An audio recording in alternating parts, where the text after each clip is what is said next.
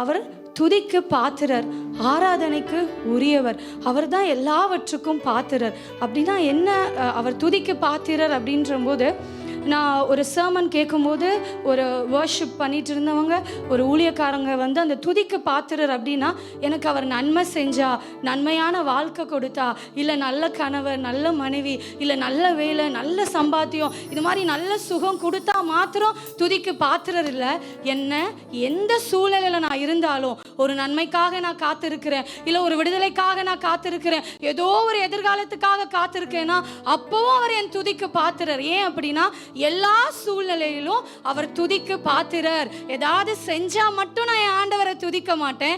எல்லா வேலையில நாசியில சுவாசம் இருக்கிற யாவும் கர்த்தரை துதியுங்கள், அவரை நம்ம துதிக்கணும் அப்படின்னு சொல்லிட்டு அவங்க சொன்னாங்க. அது என்னை வந்து ரொம்ப அது வந்து ஈர்த்துது, எனக்கு ரொம்ப டச்சிங்கா இருந்தது. நம்ம ஏதாவது செஞ்சா நம்ம ரொம்ப எந்தூசியாசமா துதிப்போம். ஆனா எந்த நிலைமையிலும் கர்த்தரை துதிக்க பழகும் போது ஆண்டவர் கண்டிப்பா நம்மளை உயர்த்துவாரு, உயர்த்தி மகிழ பண்ணுவாரு. ஸோ ஆண்டோட நாமத்தை மகிமைப்படுத்துவோமா? தேவனுக்கே மகிமை, தெய்வத்திற்கே மகிமை, தேடி வந்து மீட்டாரே தினம் உமக்கே மகிமை அப்படின்னு சொல்லி கரங்களை தட்டி ஆண்டவரை மகிமைப்படுத்துவோமா? தேவனுக்கே மகிமை, தெய்வத்திற்கே மகிமை, தேவனுக்கே மகிமை, தெய்வத்திற்கே மகிமை. என்னை தேடி வந்து மீட்டவரே தினம் உமக்கே மகிமை. என்னை தேடி வந்து மீட்டவரே தினம் உமக்கே மகிமை. கரங்களை அசைத்து சொல்லலாமா? வாழ்க வாழ்க உம் நாமம் வாழ்க. எங்க மூலமா வாழ்க வாழ்க உம் நாமம் சொல்லலாமா? வாழ்க ஐயா வாழ்க. எங்க குடும்பத்தின் மூலமா வாழ்க உம் நாமம் வாழ்க. ஐயா வாழ்க வாழ்க உம் நாமம் வாழ்க. உன்னதத்தில் தேவனுக்கே மகிமை உண்டாகட்டும். சொல்லலாமா? உன்னதத்தில் தேவனுக்கே மகிமை உண்டாகட்டும். இந்த பூமியிலே சமாதானமும் பிரியமும் உண்டாகட்டும். சொல்லுங்க. இந்த பூமியிலே சமாதானமும் பிரியமும் உண்டாகட்டும். கரங்களை அசைத்து ஐயா வாழ்க வாழ்க உம் நாமம் வாழ்க. ஐயா வாழ்க வாழ்க உம் நாமம் வாழ்க. செவிகளை நீ திறந்து விட்டீர், செய்வோம் உம் சித்தம். செவிகளை நீ திறந்து விட்டீர், செய்வோம் உம் சித்தம். இந்த புவிதனிலே உம் விருப்பம் சொல்லும் போது பூரணமாகட்டும். என் குடும்பத்துல உங்க விருப்பம், இந்த புவிதனிலே உம் விருப்பம் பூரணமாகட்டும். ரெண்டு கரங்களை அசைத்து ஐயா வாழ்க வாழ்க உம் நாமம் வாழ்க. ஐயா வாழ்க வாழ்க உம் நாமம் வாழ்க. இன்னும் ஒரு விஷயம் சொல்லலாமா? ஐயா ரெண்டு வாழ்க கரங்களை அசைத்து வாழ்க உம் நாமம் வாழ்க. ஐயா வாழ்க வாழ்க உம் நாமம் வாழ்க. தேவனுக்கே மகிமை, தேவனுக்கே மகிமை, மகிமை செலுத்துவோமா? தெய்வத்திற்கே மகிமை, மகிமைக்குரியவரை தேவனுக்கே மகிமை, தெய்வத்திற்கே மகிமை. என்னை தேடி வந்து மீட்டவரே தினம் உமக்கே மகிமை. என்னை தேடி வந்து மீட்டவரே தினம் உமக்கே மகிமை. ஐயா வாழ்க கரங்களை வாழ்க அசைத்து உம் நாமம்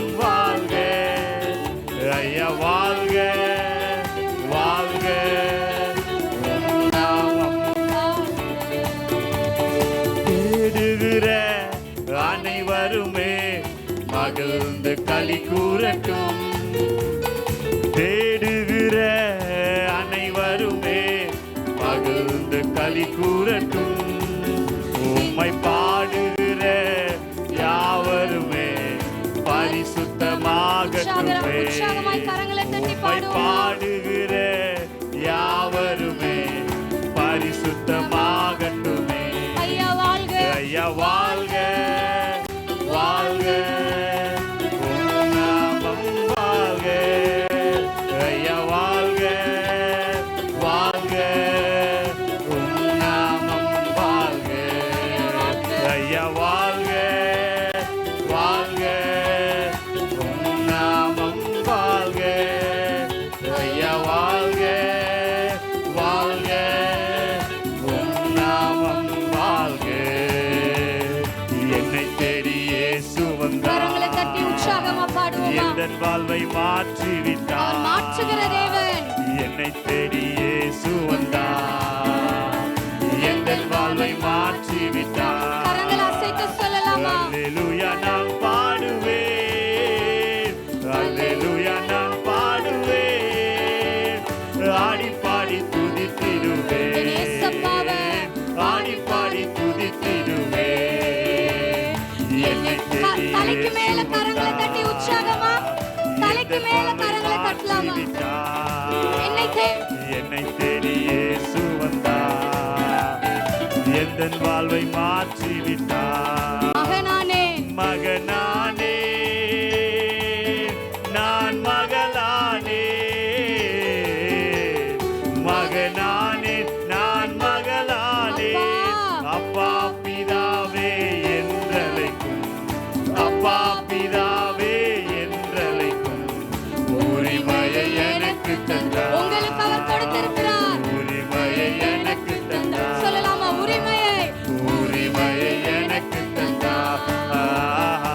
உரிமையை எனக்கு தந்தார். என்னை தேடி இயேசு வந்தார். என் வாழ்வை மாற்றிவிட்டார். என்னை தேடி இயேசு வந்தார். என் வாழ்வை மாற்றிவிட்டார். ஹல்லேலூயா, ஹல்லேலூயா. நம்ம தேடி போகல, யாரு நம்மளை தேடி வந்தாங்க? ஏசப்பா. ஆனால் நம்ம இந்த உலகத்தில் என்ன நன்மைனாலும், யாரை பார்க்கணுன்னாலும், எந்த ஒரு ஸ்கூலோ ஒரு காலேஜோ ஒரு டாக்டரோ, சின்ன பிறந்த குழந்தை பிறக்கிறதுக்கு முன்னாடியிலேருந்து வயதார வரைக்கும் நம்ம தேடி தான் போகணும். ஆனால் அவர் நம்மளை தேடி வந்தார். இந்த உலகத்தையே உண்டாக்கின சர்வ வல்லமை உள்ள தேவன் உங்களையும் என்னையும் ஒரு அடிமையின் ரூபமாக அவர் எடுத்து அவர் நம்மை தேடி வந்தார்.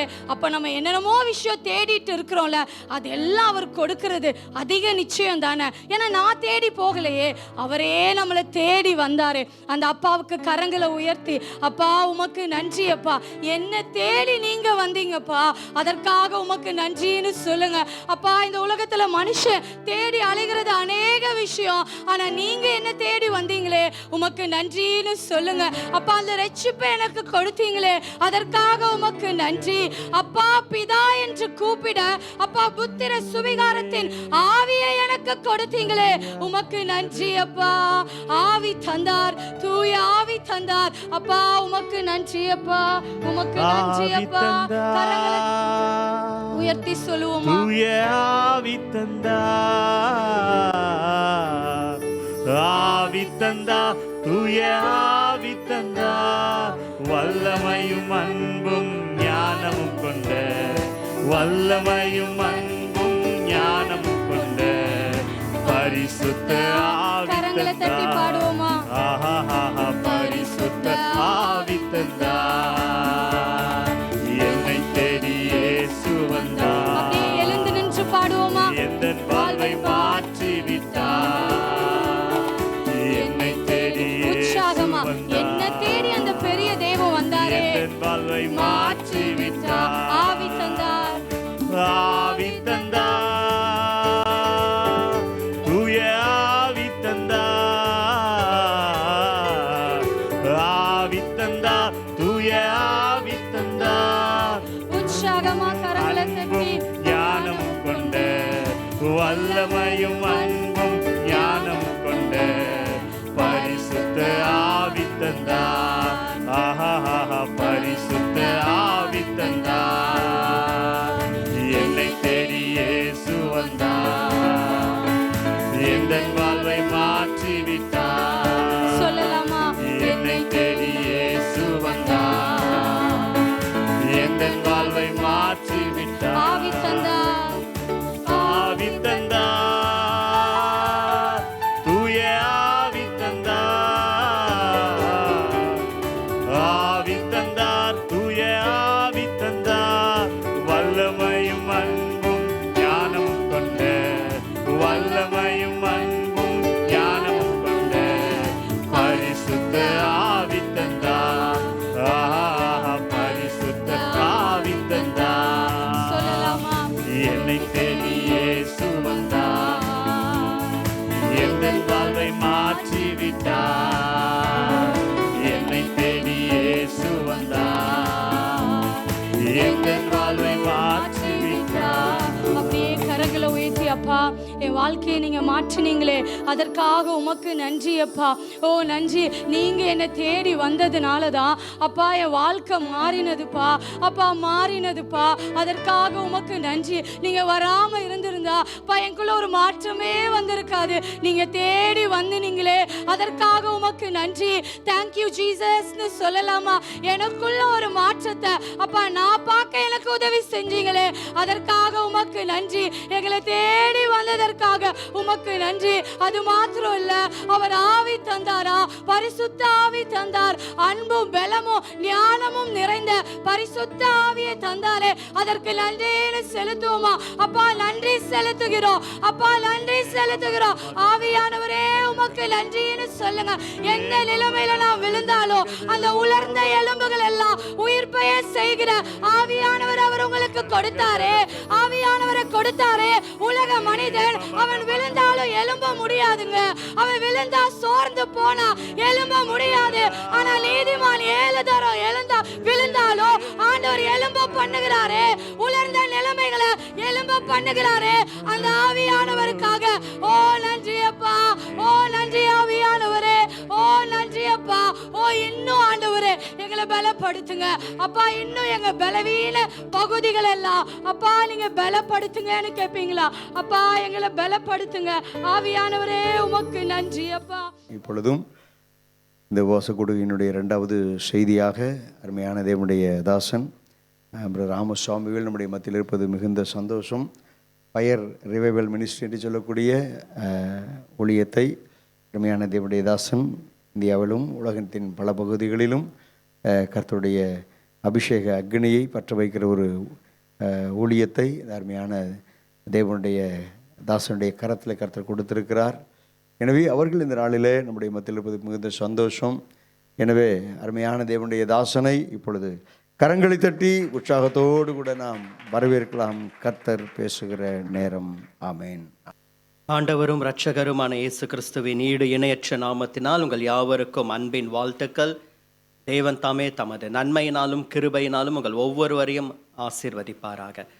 இந்த நல்ல ஒரு காலை நேரத்தில் ஆண்டவருடைய சமூகத்தில் நாம் இணைந்திருப்பது நமக்கு கிடைக்க பெற்ற ஒரு மிகப்பெரிய ஸ்லாக்கியம்.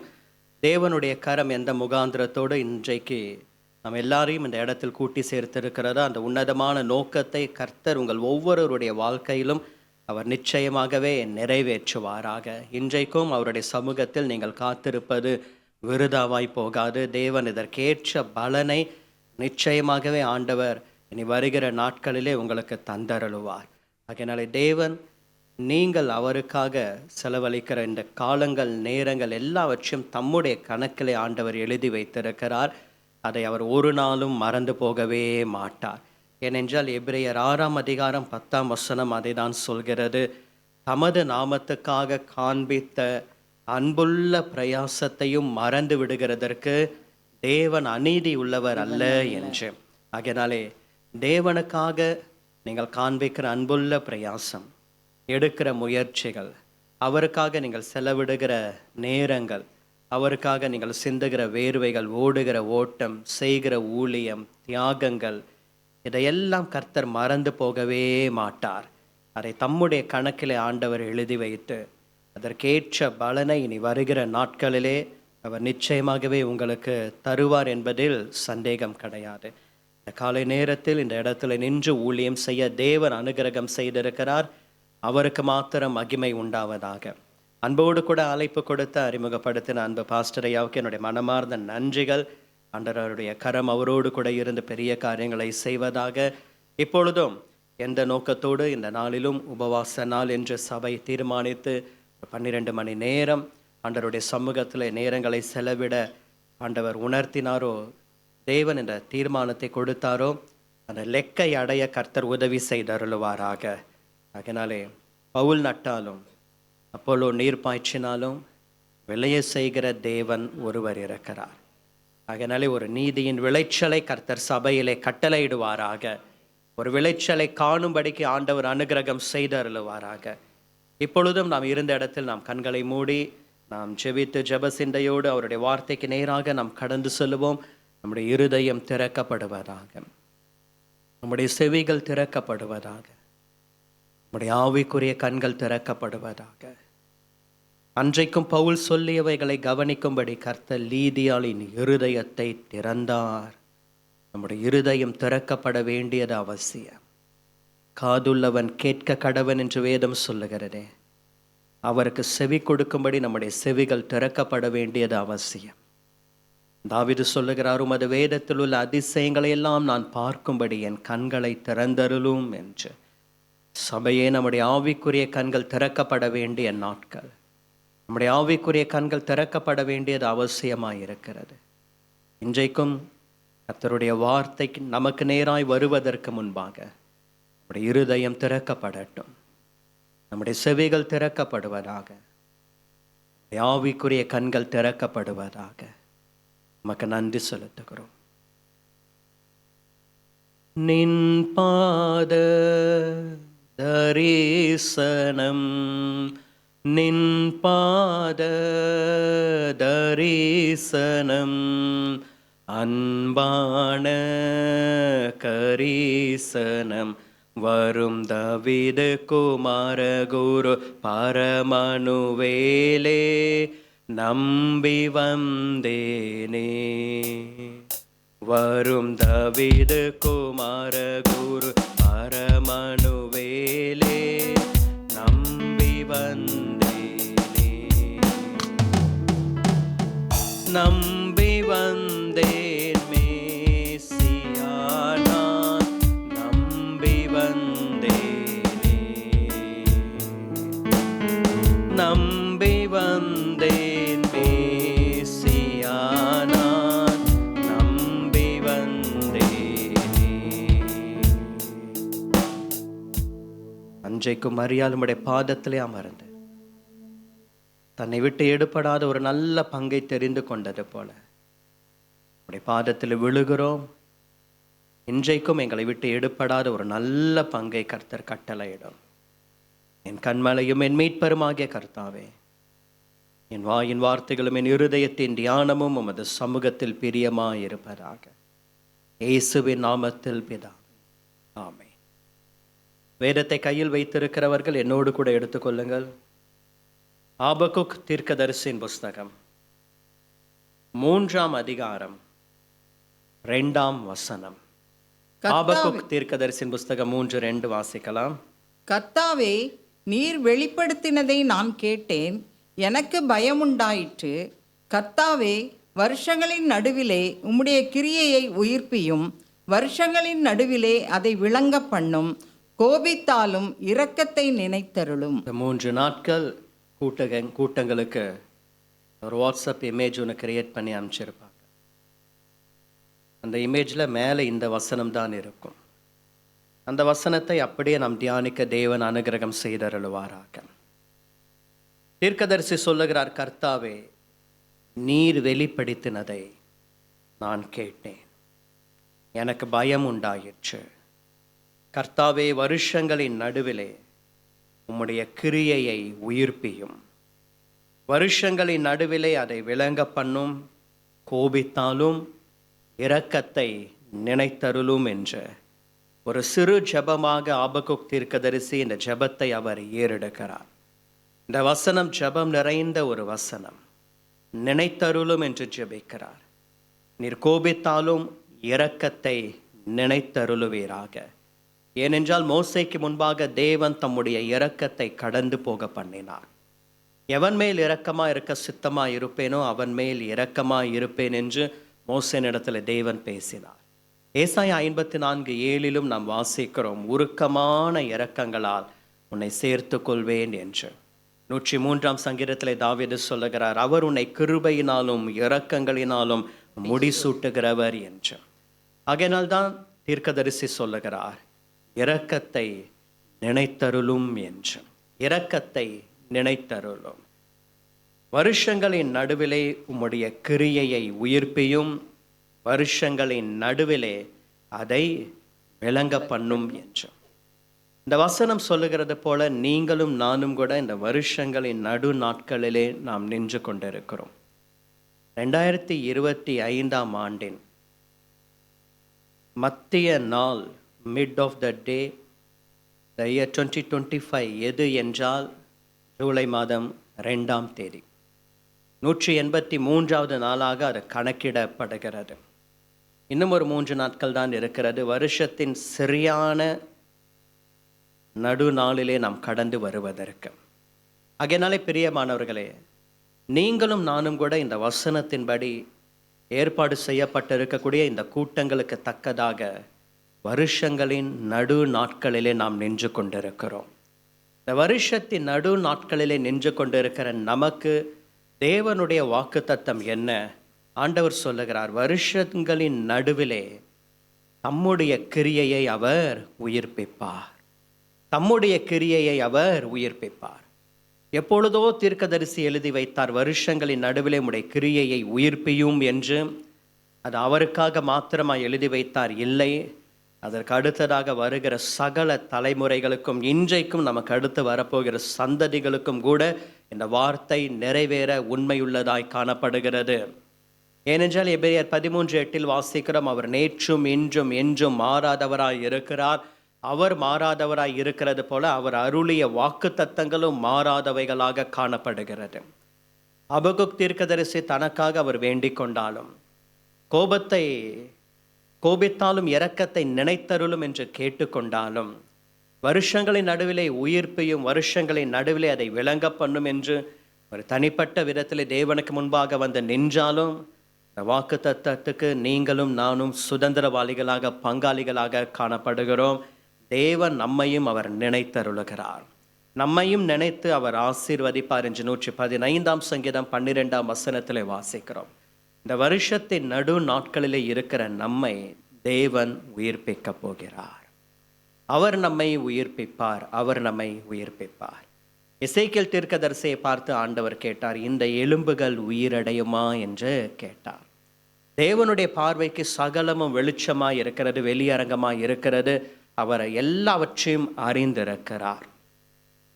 அவர் எப்படி நேற்றும் இன்றும் என்றும் மாறாதவராய் இருக்கிறாரோ அதே போல நேற்று என்ன என்பதையும் அவர் அறிந்திருக்கிறார், இன்று எப்படி என்பதையும் அறிந்திருக்கிறார், நாளை இனி வரப்போகிற சகல காலங்களும் என்ன நடக்கும் என்பதையும் அவர் அறிந்திருக்கிறார். அதே போலதான் இந்த எலும்புகள் உயிரடையுமா, எப்படிப்பட்ட சூழ்நிலைகள் எல்லாவற்றையும் தேவன் அறிந்திருந்தாலும் தீர்க்கதரிசியின் இடத்துல அவர் கேட்கிறார், இந்த எலும்புகள் உயிரடையுமா? சில சமயத்தில் அப்படிதான் தேவன் எல்லாவற்றையும் அறிந்திருப்பார். ஆயினும் நமக்கு முன்பாக நிற்கிற மனுஷனை பார்த்து ஆண்டவர் கேட்பார், இது என்ன காரியம் என்று.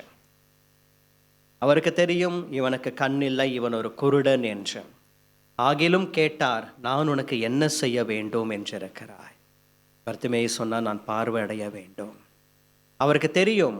ஆயினும் ஆண்டவர் நமக்கு முன்பாக ஒரு கேள்வி கேட்பார்.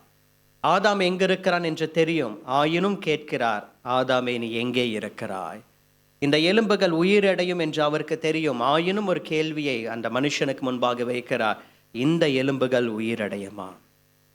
எசேக்கியேல் தீர்க்கதரிசி உயிரடையும் என்றும் சொல்லவில்லை, உயிரடையாது என்றும் சொல்லவில்லை. ஆண்டவரே அது உமக்கே தெரியும் என்று சொல்லிவிட்டார். அந்த எலும்புகள் உயிரடையுமா? நானும் கூட அப்படிப்பட்ட ஒரு சூழ்நிலைகளின் மத்தியில் தான் காணப்படுகிறோம். ஏதோ ஒரு பள்ளத்தாக்கின் நடுவிலே சில எலும்புகள் உயிரடைய வேண்டும், சில விஷயங்கள் உயிரடைய வேண்டும். இந்த காரியம் உயிரடையுமா? அதற்குள்ளாக ஒரு ஜீவன் கடந்து வருமா? இன்னும் எவ்வளவு காலத்துக்கு இந்த உயிரற்ற சூழ்நிலைகளின் மத்தியிலே இருப்பது? இன்னும் எவ்வளவு காலத்துக்கு தான் இப்படிப்பட்ட ஒரு நெருக்கத்தின் நடுவில் இருப்பது? எப்பொழுது ஒரு உயிர்ப்பிக்கிற அபிஷேகம் இறங்கும்? எப்பொழுது ஒரு ஒரு ஒரு உயிர்ப்பிக்கிற ஆசீர்வாதங்கள் கடந்து வரும்? எப்பொழுது தேவன் உயிர்ப்பிப்பார்? சில உயிர்ப்பிக்கிற காரியங்களுக்காக நாம் காத்து கொண்டிருக்கிறோம், ஜெபித்து கொண்டிருக்கிறோம். தேவன் எப்பொழுது அதை உயிர்ப்பிப்பார்? எப்பொழுது சிதறி கிடக்கிற எலும்புகள் எல்லாம் ஒன்றாக சேர்க்கப்படும்? எப்பொழுது இந்த பிரிவினையின் ஆவிகள் உடைக்கப்படும்? ஏதோ ஒரு பிரிவினை ஆங்காங்கே பிரிந்து சிதறி கிடக்கிறது. எப்பொழுது தேவன் இதை உடைப்பார்? ஒன்றாக சேர்க்கப்படும். எப்பொழுது நரம்புகள் எல்லாம் ஒன்றாக சேர்க்கப்படும்? எப்பொழுது தசைகள் உண்டாகும்? எப்பொழுது சதையினாலே மூடப்படும்? எப்பொழுது ஒரு ஆவி இறங்கும்? எப்பொழுது ஜீவன் உண்டாகும்? எப்பொழுது காலூன்றி மகா பெரிய சேனையாக நிற்கும்? இந்த எலும்புகள் உயிரடையுமா? வருஷங்களின் நடுவிலே ஒரு உயிர்ப்பிக்கிற வல்லமையை எதிர்பார்த்து, வருஷங்களின் நடுவிலே நம்முடைய குடும்பத்திலோ தொழிலிலோ மற்ற ஏதோ ஒரு விஷயத்திலோ ஒரு உயிர்ப்பிக்கிற ஆசீர்வாதத்தை எதிர்பார்த்து காத்து கொண்டிருக்கிறோமே. இந்த வருஷங்களின் நடுவிலே அவருடைய பாதத்தில் விழுந்து கிடக்கிற நமக்கு ஆண்டவர் நம்மை நினைத்து ஒரு வாக்குத்தத்தத்தை கொடுக்கிறார். வருஷங்களின் நடுவிலே தேவன் தம்முடைய உயிர்ப்பிக்கிற வல்லமையை ஆண்டவர் கட்டளையிடுவார். அவர் உயிர்ப்பிப்பார். அவர் உயிர்ப்பிக்கிறவர். இன்றைக்கும் தேவன் எப்படிப்பட்ட உயிர்ப்பிக்கிற ஆசீர்வாதங்களை நமக்கு தருகிறார், அதை தான் இன்றைக்கு நாம் தியானிக்க போகிறோம். எதெல்லாம் உயிர்ப்பிக்கப்படும்? எப்படி கர்த்தர் உயிர்ப்பிப்பார்? இப்படி 2 செய்தியின் தலைப்புகள் இருக்கிறது. நம்முடைய வாழ்க்கையில் எதையெல்லாம் கர்த்தர் உயிர்ப்பிக்க போகிறார், இது ஒரு ஃபர்ஸ்ட் டாபிக். இன்னொரு டாபிக் இருக்கிறது, எப்படி கர்த்தர் உயிர்ப்பிப்பார். நமக்கு அந்த கேள்வி இருக்கிறது, எப்படி என்று. யோபுவுக்கு அந்த ஒரு கேள்வி இருந்தது, எப்பொழுது மாறுதல் வரும் என்று நான் காத்து கொண்டிருக்கிறேன். எப்பொழுது மாறுதல் வரும்? கடைசி வரைக்கும் இந்த சாம்பலில் தான் இருக்க வேண்டுமா? கடைசி வரைக்கும் ஓட்டை எடுத்துக்கொண்டு கொப்பளங்களில் சுரண்டி கொண்டு பகல் வந்தால் எப்பொழுது இரவு வரும், இரவு வந்தால் எப்பொழுது பகல் வரும் என்று புலம்பிக் கொண்டே இருக்க வேண்டுமா? எப்பொழுது மாறுதல் வரும் என்று நான் காத்து கொண்டிருக்கிறேன். எப்படி நடக்கும்? எப்பொழுது நடக்கும்? இப்படிப்பட்ட ஒரு கேள்விகளோடு கூட தான் நாம் ஓடிக்கொண்டிருக்கிறோம். எப்படி ஆண்டவர் செய்தருளுவார்? எப்படி உயிர்ப்பிப்பார்? இந்த வசனத்தில் இந்த ஒரு 2 மெசேஜ் டாபிக் இருந்தாலும் இன்றைக்கு ஒரு தலைப்பின் கீழாக நாம் தியானிக்க தேவன் உதவி செய்வாராக. எப்படி கர்த்தர் உயிர்ப்பிப்பார்? எப்படி ஆகும்? அதுதான் நம்முடைய கேள்வி. எப்படி செய்வார் என்பதை ஆண்டவர் நிரூபிக்க போகிறார், நம்மோடு கூட பேச போகிறார். உயிர்ப்பிக்கப்படுமா? அது உயிர்ப்பிக்கப்படும். முடிவு என்ன தெரியுமா? காலூன்றி மகா பெரிய சேனையாக நிற்கப் போகிறது. சிதறி கிடக்கிறவைகள் எல்லாம் அதனுடைய முடிவை பார்க்கும் பொழுது காலூன்றி நிற்கப் போகிறது, மகா பெரிய சேனையாக மாறப்போகிறது. தேவன் உயிர்ப்பிக்க போகிறார். எந்த பள்ளத்தாக்கின் நடுவிலே தீர்க்கதரிசி சிதறி கிடக்கிற எலும்புகளை கண்டு ஒரு தனி மனிதனாக நின்று கொண்டிருந்தாரோ, அதே பள்ளத்தாக்கிலே தேவனுடைய ஆவியானவருடைய செயல் அது மகா பெரிய சேனையாக காலூன்றி நிற்கிறதை காணும்படிக்கு ஆண்டவர் செய்தார். நீங்களும் எந்த பள்ளத்தாக்கின் நடுவிலே சிதறி கிடக்கிறவைகளை கண்டு இது எப்பொழுது உயிரடையும், எப்பொழுது ஒன்றாக சேரும், எப்பொழுது ஜீவன் உண்டாகும் என்று எதிர்பார்த்து கொண்டிருக்கிறீர்களோ, அதே பள்ளத்தாக்கின் நடுவிலே தேவன் உங்களுக்கு ஒரு அற்புதத்தை செய்தருளுவார். அது காலூன்றி மகா பெரிய சேனையாக மாறுகிறதை காண்பீர்கள். ஏனென்றால் எந்த பள்ளத்தாக்கை அழுகையின் பள்ளத்தாக்காக ஒருவன் நடந்து போனார்களோ, அதே அழுகையின் பள்ளத்தாக்கை நீரூற்றாக மாற்றிக்கொள்ளுகிறார்களா? அவர்கள் அழுகையின் பள்ளத்தாக்கை நடந்து அதை நீரூற்றாக்கி கொள்ளுகிறார்கள். மலையும் குளங்களை நிரப்புகிறது. எப்படி உயிர்ப்பிப்பார்? ஒரு 3 காரியங்களை இன்றைக்கு நாம் தியானிக்க போகிறோம். தியானித்தவைகளை ஜெபத்தோடு சுதந்திரித்துக் கொள்ள போகிறோம். நாம் சுதந்திரித்துக் கொள்ளுகிறவைகளை தேவன் நமக்கு நிச்சயமாக அப்படியே ஆமென் என்றும் நிறைவேற்றி கொடுக்க போகிறார். முதலாவதாக ஃபர்ஸ்ட் பாயிண்ட், சங்கீதங்களின் புஸ்தகம் 119ஆம் சங்கீதம் 49ஆம் வசனம் மற்றும் 50ஆம் வசனத்தை வாசிக்கலாம். 119 சங்கீதம் 49 வசனம் மற்றும் 50 வசனம். நீர் என்னை நம்ப பண்ணின வசனத்தை உமது அடியேனுக்காக நினைத்தருளும். நீர் என்னை நம்ப பண்ணின வசனத்தை உமது அடியேனுக்காக நினைத்தருளும். ஆபகுக் தீர்க்கதரிசி என்ன சொன்னார்? இரக்கத்தை நினைத்தருளும் என்று சொல்லுகிறார். இங்க தாவீது சொல்லுகிறார், நீர் என்னை நம்ப பண்ணின வசனத்தை உமது அடியேனுக்காக நினைத்தருளும் என்று. நினைத்தருளும் என்று ஆபகுக் தீர்க்கதரிசியும் சொல்லுகிறார், தாவீதும் சொல்லுகிறார். இரக்கத்தை நினைத்தருளும் என்று ஒரு தீர்க்கதரிசி சொல்லுகிறார், தாவீது ராஜா சொல்லுகிறார், நீர் என்னை நம்ப பண்ணின வசனத்தை. ஒரு வசனத்தை கொடுத்தாரே, ஒரு வார்த்தையை ஆண்டவர் கொடுத்து, இந்த வார்த்தையை நம்பு, இந்த வார்த்தையின்படி நான் உனக்கு செய்வேன் என்று தாவீதுக்குள்ளாக ஒரு நம்பிக்கையை ஆண்டவர் கொடுத்து, ஒரு வாக்குத்தத்தத்தை ஆண்டவர் கொடுத்தாரே. தாவீது அந்த வசனத்தை அப்படியே பெற்றுக்கொண்டார். பெற்றுக்கொண்ட அந்த வசனத்தை அப்படியே முழு நிச்சயமாக நம்பினார். அவர் நம்பின அந்த வசனத்தை தேவனுடைய சமூகத்திலே மீண்டும் நினைவு கூறும்படிக்கு செய்கிறார். நீர் எனக்கு ஒரு வாக்குத்தத்தம் கொடுத்தீர், ஒரு வார்த்தையை கொடுத்தீர், நீர் என்னை நம்ப பண்ணின வசனத்தை உமது அடியேனுக்காக நினைத்தருளும் என்று. ஜெபத்திலே ஒரு வகையான ஜெபம், தேவன் நமக்கு கொடுத்தவைகளை நாம் மீண்டும் அவருடைய சமூகத்திலே கொண்டு வந்து வைத்து, ஆண்டவரே இதை சொன்னீரே நினைத்தருளும் என்று சொல்லி ஜெபிக்கிற ஜெபம். 27 சங்கீதத்திலும் தாவீது அப்படிதான் சொல்லுகிறார். 119 சங்கீதத்திலும் தாவீது அப்படிதான் ஜெபிக்கிறார். நீர் நினைத்தருளும், நினைத்தருளும். ஒரு வார்த்தையை ஆண்டவர் கொடுத்தார், அதை நினைத்தருளும் என்று சொல்லுகிறார். அடுத்த வசனம் 50 வசனம். ஆகவே அதுவே என் சிறுமையில் எனக்கு ஆறுதல். அந்த வார்த்தை சிறுமையில் என் ஆறுதல். உம்முடைய வாக்கு என்னை உயிர்ப்பித்தது. உமது வாக்கு என்னை உயிர்ப்பித்தது. வருஷங்களின் நடுவிலே எங்களை உயிர்ப்பியும் என்று சொன்னாரே. பிரியமானவர்களை, எப்படி கர்த்தர் உயிர்ப்பிப்பார்? எப்படி இது சாத்தியமாகும்? எப்படி என்றால் அவருடைய வாக்கு, கர்த்தருடைய வார்த்தை, அவருடைய வாக்கு தத்தம். அவருடைய வாக்கு நம்மை உயிர்ப்பிக்கும். அவருடைய வார்த்தை சூழ்நிலைகளை உயிர்ப்பிக்கிறதாக காணப்படுகிறது. எப்படி என்று நாம் நினைக்கிறோம், அதற்கு தேவன் வேதத்திலிருந்து ஒரு பதிலை நமக்கு கொடுக்கிறார். அவருடைய வாக்கு உயிர்ப்பிக்கும் என்று ஆண்டவர் சொல்லுகிறார். ஏனென்றால் 138 சங்கீதம் 2 வசனத்தில் வாசிக்கிறோம், தாம் உண்டு பண்ணின சகல பிரஸ்தாபத்தை பார்க்கிலும் தமது வார்த்தையை அவர் மகிமைப்படுத்தி இருக்கிறார். வருஷங்களின் நடுவிலே உம்முடைய கிரியையை உயிர்ப்பியும் என்று சொன்னாரே. தேவனுடைய கிரியைகளிலே மிக பிரதானமானது என்ன? அவரால் தம்முடைய சாயலாக சிருஷ்டிக்கப்பட்ட மனிதன். ஆதியாகம 1 அதிகாரத்திலும் 2 அதிகாரத்திலும் சிருஷ்டிப்பின் வரலாறு சொல்லப்பட்டிருக்கிறது. ஆதியாகம 1 அதிகாரத்திலே தேவன் வானத்தையும் பூமியையும் சிருஷ்டித்து, வானத்துக்கு உண்டானவைகளை எல்லாம் சிருஷ்டித்து, இந்த பூமிக்கு உண்டானவைகள் எல்லாவற்றையும் தேவன் சிருஷ்டித்தார். அதே சமயம் ஆதியாகமம் 2 அதிகாரம் 2 வசனம் 3 வசனத்திலே மனிதனை தேவன் சிருஷ்டித்தார். மற்ற எல்லா சிருஷ்டிப்புகளையும் கர்த்தர் தம்முடைய வார்த்தையினாலே உண்டாக்கினார். மனிதனை சிருஷ்டிக்கும் பொழுது தேவனுக்குள்ளாக ஒரு திட்டம் இருந்தது. அந்த திட்டம் என்னவென்றால், தம்முடைய சாயலாக, நம்மை போல நம்முடைய ரூபத்தின்படியே ஒரு மனுஷனை உண்டாக்குவோமாக என்று சொல்லி அந்த திட்டம் வெளிப்பட்டது.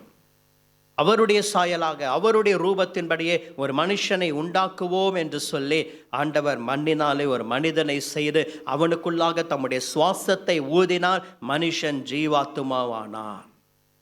தேவன் தாம் உண்டு பண்ணின சகல கிரியைகளிலும் மிக பிரதானமாக ஆண்டவரால் சிருஷ்டிக்கப்பட்டது நீங்களும் நானும் தான். ஏனென்றால் மற்ற எவைகளுக்காகவும் ஆண்டவர் சகலத்தையும் பாதங்களுக்கு கீழ்ப்படுத்தவில்லை. தாம் உண்டு பண்ணின மனிதனுக்காக சகலவற்றையும் அவனுடைய பாதங்களுக்கு கீழ்ப்படுத்தினார். எவைகளும் மனிதனை ஆண்டு கொள்ளட்டும் என்று ஆண்டவர் சொல்லவில்லை. மனிதனை பார்த்து ஆண்டவர் சொன்னார், சகலத்தையும் ஆண்டு கொள்ளுங்கள் என்று ஆண்டவர் சொன்னார். ஒரு ஆளுகையின் அபிஷேகத்தை சிருஷ்டிப்பின் வரலாறிலே தேவன் கொடுத்து விட்டார். அபிஷேகத்திலே ஒரு வகையான அபிஷேகம் ஆளுகையின் அபிஷேகம். அந்த ஆளுகையின் அபிஷேகம் யோசேப்புக்குள்ளாக இருந்தது. தானியங்களை திறந்து கொடுக்கட்டும் என்று சொன்னால் திறந்து கொடுப்பார்கள், அடைக்கப்படட்டும் என்று சொன்னால் அடைக்கப்படும். தானியங்கள் இவனுக்கு கொடுக்கப்பட வேண்டாம் என்று சொன்னால் கொடுக்கப்பட மாட்டாது. அந்த ஆளுகையின் அபிஷேகம் யோசேப்புக்குள்ளாக இருந்தது. அந்த ஆளுகையின் அபிஷேகம் தானியேலுக்குள்ளாக இருந்தது. ஆகையினால்தான் அந்த தேசம் முழுவதையும் தன்னுடைய ஆளுகைக்குள்ளாக கொண்டு வரும்படிக்கு தானியேலை கர்த்தர் உயர்த்தினார். அந்த ஆளுகையின் அபிஷேகம் எலியாவுக்குள்ளாக இருந்தது.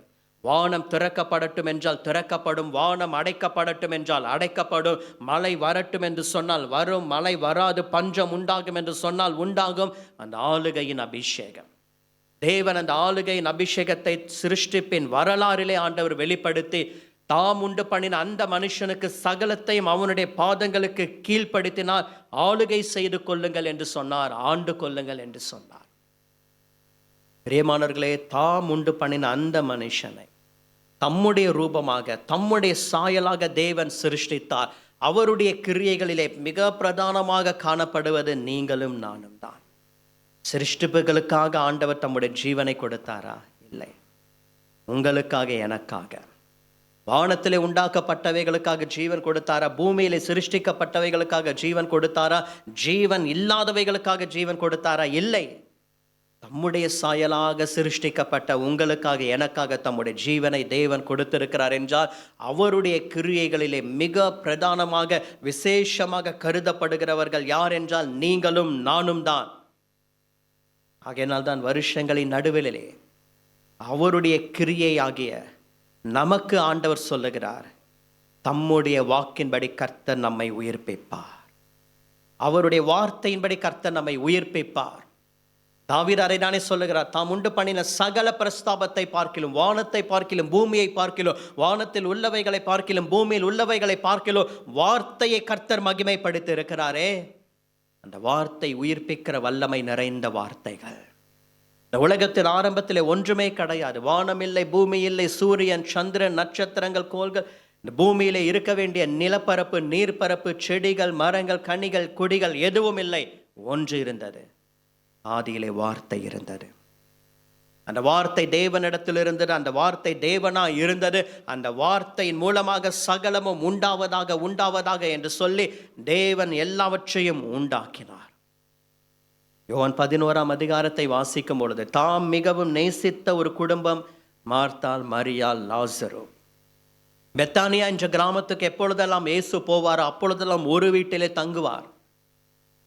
ஆண்டவரை ஏற்றுக்கொண்ட குடும்பம். அந்த கிராமத்தில் யாரும் அவரை ஏற்றுக்கொள்ளவில்லை. ஒரு குடும்பம் அவரை ஏற்றுக்கொண்டது. ஒரு வீடின் வாசல் திறக்கப்பட்டது, மார்த்தாள், மரியாள், லாசருனுடைய வீடு. எப்பொழுதெல்லாம் போகிறாரோ தம்முடைய சீஷர்களோடு கூட அந்த வீட்டிலே தங்குவார். ஊழியம் நடைபெறும், ஜனங்கள் வருவார்கள். அவருடைய ஊழியம், அவருடைய அந்த வீட்டிலே தங்கி பிரசங்கிப்பார். ஆண்டவருடைய வல்லமை வெளிப்படும். ஆனால் தான் மிகவும் நேசித்த அந்த லாசரு வியாதியா இருக்கிறான் என்ற செய்தியை கேள்விப்பட்டு தாம் தங்கியிருந்த அந்த இடத்துல பின்னும் அவர் 2 நாள் தங்கியிருந்தார். ஒரு பக்கம் தேவன் எல்லாரையும் நேசிக்கிறார். தேவனை நேசிக்கிறவர்கள் தேவனால் நேசிக்கப்படுகிறவர்கள். தேவனை நேசிக்கிறவர்கள் ஒரு கூட்டம், தேவனால் நேசிக்கப்படுகிறவர்கள் ஒரு கூட்டம். ஆண்டவர் அந்த குடும்பத்தின் மேல் அன்பு வைத்திருந்தார். ஏனென்றால் தன்னை உபசரித்த குடும்பம். நான் எப்பொழுதெல்லாம் வருகிறேனோ எனக்காக வீடு வாசல்களை திறந்து கொடுத்த குடும்பம். ஆகையினால் தான் நான் ஆரம்பத்திலே சொன்னேன், எபிரேயர் 6:10, அவருடைய நாமத்துக்காக காண்பித்த அன்புள்ள பிரயாசத்தை மறந்து விடுகிறதற்கு தேவன் அநீதி உள்ளவர் அல்ல. அந்த குடும்பத்தில் ஏற்பட்ட ஒரு பாதிப்பு, தாம் இருந்த இடத்துல பின்னும் 2 நாள் தங்கியிருந்தார். லாசரு மரித்து போனார். இந்த செய்தியை ஆண்டவருக்கு தெரிந்தும் தாமதித்தார். சில சமயம் தேவனுடைய தாமதங்கள் நமக்கு அற்புதத்திலே முடியும்படிக்கு ஆண்டவர் சில விஷயங்களை தாமதிக்கிறார் என்றால் அதிலே நமக்கு ஏதோ ஒரு அற்புதத்தை வைத்திருக்கிறார். ஆண்டவரை துரிதப்படுத்தலாம். ஆண்டவரே சீக்கிரம் வருவீராக, துரிதப்படுத்தலாம். சீக்கிரம் செய்வீராக, துரிதப்படுத்தலாம். சீக்கிரமாய் ஜெபத்திற்கு பதில் தருவீராக, துரிதப்படுத்தலாம். ஆனால் சில அற்புதங்கள் எல்லாம் எப்படி முடிந்தது என்றால் தேவனுடைய தாமதங்கள், அவருடைய தாமதத்திலே அற்புதங்கள் இருக்கிறது. ஏன் முதல் அற்புதத்தை எடுத்துக்கொள்ளுங்கள். யோவான் 2ஆம் அதிகாரத்திலே ஆண்டவர் தாமதிக்கிறார். ஸ்திரீயே, உனக்கும் எனக்கும் என்ன? என் வேலை இன்னும் வரவில்லை. நான் குறித்த அந்த நேரம் இன்னும் வரவில்லை. சற்று தாமதம். தேவனுடைய தாமதங்கள் எப்பொழுதும் அற்புதத்திலே முடிகிறது. தேவனுடைய தாமதங்கள் நமக்கு நன்மையாக முடிகிறது. இந்த இடத்துல ஆண்டவர் தாமதிக்கிறார், பின்னும் தங்கி இருக்கிறார். பிற்பாடு சீஷர்களை பார்த்து சொல்லுகிறார், நம்முடைய சிநேகிதனாகிய லாசரு நித்திரை அடைந்திருக்கிறார், நாம் அவனை எழுப்பும்படி போகலாம் என்று. அன்பு வைத்த அந்த குடும்பத்தை இப்பொழுது அறிமுகப்படுத்தும் பொழுது எப்படி அறிமுகப்படுத்துகிறார்? என்னுடைய சிநேகிதனாகிய லாசரு என்று. வேதத்திலே ஒரு சிலர் தான் தேவனுடைய சிநேகிதன் என்ற ஸ்தானத்திலே நின்றார்கள். பழைய ஏற்பாட்டிலே ஆபிரகாமை தேவன் சொன்னார், என் சிநேகிதனாகிய ஆபிரகாமுக்கு நான் செய்ய போகிறதை மறைப்பேனோ? என்னுடைய சிநேகிதன் என்று சொன்னார். மோசையை அப்படிதான் சொன்னார். ஒரு சிநேகிதனோடு கூட பேசுவது போல கர்த்தர் மோசையோடு கூட பேசினார். புதிய ஏற்பாட்டுக்கு வரும்பொழுது சீஷர்களை பார்த்து சொன்னார், நீங்கள் என் சிநேகிதராய் இருக்கிறீர்கள் என்று. லாசருவை தம்முடைய சிநேகிதன் என்ற ஸ்தானத்தில் ஆண்டவர் வைத்திருந்தார். ஏன்? தன்னை காட்டி கொடுக்கும்படிக்கு வந்தானே யூதாஸ், 30 வெள்ளி காசுக்கு விலை பேசிவிட்டு கெத்செமனே தோட்டத்திலே ரபி நீர் வாழ்க என்று சொல்லி முத்தம் செய்தானே, சிநேகிதனே என்னத்திற்காக வந்திருக்கிறாய்? சிநேகிதனுடைய ஸ்தானத்திலே நிறுத்தப்பட்ட அவனுடைய அன்பு மாறிவிட்டது. நீங்கள் என் சிநேகிதர்கள் என்று சொன்னாரே, அவருடைய அன்பு மாறவில்லை. அப்பொழுதும் அவர் சொல்லுகிறார், சிநேகிதனே என்னத்திற்காக வந்திருக்கிறார்? நான் முன்பே சொன்னேன், தேவனுக்கு தெரியும். ஆயினும் தமக்கு முன்பாக நிற்கிற அந்த மனுஷனுக்கு முன்பாக ஒரு கேள்வியை அவர் வைப்பார். அவருக்கு தெரியும், இவன் ஏற்கனவே விலை பேசி விட்டான், 30 வெள்ளி காசு கைமாறி விட்டது. அவன் தன்னை காட்டி கொடுக்கும்படிக்கு வந்திருக்கிறான். ஆயினும் கேட்கிறார், எண்ணத்திற்காக வந்திருக்கிறாய்? சிநேகிதன் என்ற ஸ்தானத்திலே லாசருவை கர்த்தர் வைத்திருந்தார். ஆபிரகாம், மோசே, சீஷர்கள், லாசரு இவர்கள் எல்லாம் தேவனுடைய சிநேகிதர்கள் என்று எண்ணப்பட்டார்கள். எவ்வளோ பெரிய பாக்கியம்! ஒரு சாதாரண ஒரு பரிசுத்தவானாய் இருந்த நிலைக்கு மேலே சிநேகிதன் என்ற ஸ்தானத்திலே தேவன் கொண்டு போய் நிறுத்தினார். ஒரு தீர்க்கதரிசி என்ற நிலைக்கும் மேலாக சிநேகிதன் என்ற நிலையில கர்த்தர் கொண்டு போய் நிறுத்தி, சீஷர்கள் என்ற நிலையிலும் மேலாக சிநேகிதன் என்ற ஸ்தானத்திலே கொண்டு போய் நிறுத்தி, என்னை உபசரித்த குடும்பம் என்ற நிலையிலும் மேலாக சிநேகிதன் என்ற ஸ்தானத்திலே கர்த்தர் கொண்டு போய் நிறுத்தி இருக்கிறார் என்றால், இன்றைக்கு நாம் எல்லாரும் அவருடைய சிநேகிதர்களாய் இருக்கக்கூடிய அந்த ஒரு நிலைக்கு தேவனுடைய கரம் கிருபையாய் நம்மை உயிர்ப்பித்து இருக்கிறதே. என்னுடைய சிநேகிதனாகிய லாசரு அந்த ஊர் வாசல் அருகே வருகிறார். மார்த்தாளுக்கும் மரியாளுக்கும் இந்த செய்தி சொல்லப்படுகிறது. அவர் வந்திருக்கிறார், உன்னை அழைக்கிறார் என்று. மார்த்தாள் ஓடுகிறார், இயேசுவுக்கு முன்பாக நின்று சொல்லுகிறாள், நீர் இங்கே இருந்தீரானால் என் சகோதரன் மரித்திருக்க மாட்டான். மரியாள் வருகிறாள். மரியாள் வந்து ஆண்டவருடைய பாதத்தில் விழுந்து சொல்லுகிறாள், ஆண்டவரே நீர் இங்கே இருந்தீரானால் என் சகோதரன் மரித்திருக்க மாட்டான் என்று. 2 சகோதரர்களும் வெவ்வேறு நேரத்தில் வருகிறார்கள். 2 பேரும் ஒரே வார்த்தையை சொல்லுகிறார்கள், நீர் இங்கே இருந்திருந்தீரானால் என் சகோதரன் மரித்திருக்க மாட்டான். ஆனால் என்ன வித்தியாசம்? மார்த்தாள் இயேசுவனுடைய பாதத்தில் விழவில்லை, மரியாள் இயேசுவனுடைய பாதத்தில் விழுந்தாள். மார்த்தாலும் மரியாளும் ஒரே வார்த்தையை சொன்னாலும் மார்த்தாள் அவருடைய பாதத்தில் விழவில்லை, மரியாள் அவருடைய பாதத்தில் விழுந்து, மரியாளும் இயேசுவனுடைய பாதமும் அது ஒரு தனி மெசேஜ். மரியாள் ஆண்டவருடைய பாதத்தை விடவே இல்லை. எப்பொழுதெல்லாம் அவரை பார்க்கிறாளோ பாதத்திலே விழுந்து விடுகிறாள். அவருடைய பாதத்திலே உட்கார்ந்து வசனத்தை கேட்டு கொண்டிருந்தால் தன்னை விட்டு எடுபடாத ஒரு நல்ல பங்கை தெரிந்து கொண்டாள். அவருடைய பாதத்திலே விழுந்து விடுகிற ஒரு அனுபவம். தேவனுடைய பாதங்கள் நமக்கு மிக வித்தியாசமான ஒரு மகிமையான ஒரு அனுபவத்தை நமக்கு கொடுக்கிறதாக காணப்படுகிறது. குறிப்பிட்ட வெளிநாடுக்கு ஒரு 2 முறை கடந்து போயிருக்கும் சமயத்தில் ஒருத்தர் ஜெப நேரத்தில் தேவனுடைய பாதங்களின் பிரசனத்தை உணர ஆண்டவர் அனுகிரகம் செய்திருந்தார். அவருடைய பாதங்களின் பிரசனத்தை உணர்கிற நேரத்தில் வார்த்தைகளால் சொல்ல முடியாத ஒரு பிரசனம் உங்களை நிரப்பும். பிரியமானவர்களே, தேவனும் தேவனுடைய பாதங்களும் மரியாளும், நீர் இங்கே இருந்தீரானால் சகோதரன் மரித்திருக்க மாட்டான். யோவான் 11:35 வாசிக்கிறோம், இயேசு கண்ணீர் விட்டார். ஆங்கில வேதம் சொல்லுகிறது John 11:35 Jesus wept. According to English Bible, very small verse in English Bible in New Testament is John 11:35 Jesus wept. அவ்வளவுதான். இயேசு கண்ணீர் விட்டார். குகையை மூடியிருக்கிற கல்லை புரட்டி போடுங்கள் என்று சொன்னார். ஆண்டவரே நாருமே என்று சொன்னார்கள். 4 நாள் ஆயிற்றே. யூதர்களுக்கு நிறைய மூட பழக்கங்கள் உண்டு. சில மூட பழக்கங்களை இயேசுவே கடிந்து கொண்டிருக்கிறார். அதிலே ஒன்று, மரித்தவனுடைய ஆவி 4 நாட்கள் வரைக்கும் அந்த இடத்தை சுற்றி கொண்டிருக்கும். எப்பொழுது வேண்டுமானாலும் அவனுடைய ஆவி அவனுடைய சரீரத்தில் இறங்கலாம், அவன் வெளியே வரக்கூடும். யூதர்களுடைய மூட பழக்கத்தில் ஒன்று. 4 நாட்களுக்கு முன்பாக முதல் நாள், 2ஆம் நாள், 3ஆம் நாள், 4ஆம் நாள் வந்திருந்தால் அவர்கள் சொல்லியிருப்பார்கள், நமக்கு ஒரு வழக்கம் இருக்கிறது, இப்படி நடக்கக்கூடும் என்று. இவரா உயிர்ப்பித்தார்? இல்லை, நம்முடைய பாரம்பரியம், நம்முடைய வழக்கம், நமக்கு இருக்கக்கூடிய ஒரு காரியம் அதுதான் உயிர்ப்பித்திருக்கும், ஆகையினால் தான் வந்திருப்பான் என்று சொல்லியிருப்பார்கள். ஆண்டவர் பார்த்தார் 4 நாட்கள் கழித்து. ஏன் அந்த 4 நாட்கள்? அவர்களுடைய காரியங்கள் உடைக்கப்படும்படி, அவர்கள் உலக விஷயங்கள் மேல் வைத்திருந்த, பாரம்பரியங்களின் மேல் வைத்திருந்த, முன்னோர்கள் சொன்ன தேவையில்லாத விஷயங்களின் மேல் வைத்திருந்த நம்பிக்கையை உடைக்கும்படிக்கு ஏன் அந்த 4 நாட்கள்? அதற்கு அடுத்ததாக அவர் வந்தார். இப்பொழுது யாராகிலும் சொல்ல முடியுமா? ஒருவராலும் சொல்ல முடியாது. வார்த்தையை அனுப்புகிறார். அவர் உள்ளே போகவில்லை, லாசருவை தொடவில்லை, ஆனால் வார்த்தை புறப்பட்டு போகிறது. உரத்த சத்தமாய் சொன்னார், லாசருவே வெளியே வா என்று. அந்த ஒரு சத்தம் புறப்பட்டு போனது. அந்த இருள் நிறைந்த குகைக்குள்ளாக அந்த சத்தம் புறப்பட்டு போனது. மரித்தவன் இப்பொழுது உயிரோடு கூட வெளியே வருகிறான்.